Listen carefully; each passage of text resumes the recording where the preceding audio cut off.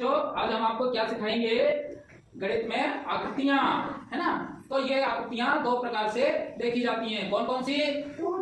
2D आकार में और 3D आकार में, है ना।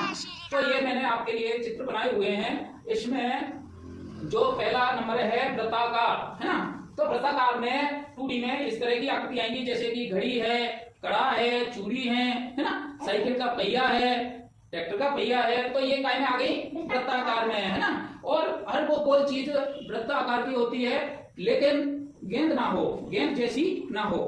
हर एक वो चीज वृत्त में आएगी, लेकिन वो गेंद ना हो, गेंद जैसी ना हो। तो गेंद जैसी किसमें आ जाएंगी बेटा? 3D में। और ये क्या कहेंगे इनको? गोलाकार, जो गोल आकार की होती हैं, ठीक है।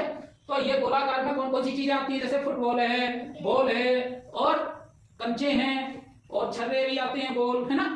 तो इस तरह की ये गोलाकार में आ जाएंगी। फिर आता है एक अंडाकार। अंडाकार में आपने देखा होगा अपने घर शीशा टंगा होता है एक तरह का, है ना। और ऐसी कोई अंडा की तरह जो भी जिस तरह की आकार की जो वस्तु है वे कौन सी में आएंगी?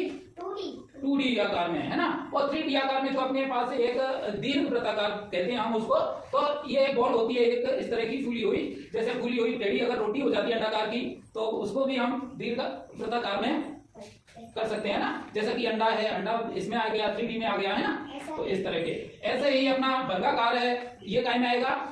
2D आकार में, है ना, जो चित्र। और जो घना आकार में जो होता है वो 3D में आता है। जैसे कि ये घना आकार में ये हो गया चौक का डिब्बा है, और कमरा है ना। आयताकार कमरा होता है, चौक का डिब्बा भी होता है, और कार्टून होते हैं कई तरह के जो किताबें हमारी आती है पैकिंग इस तरह का।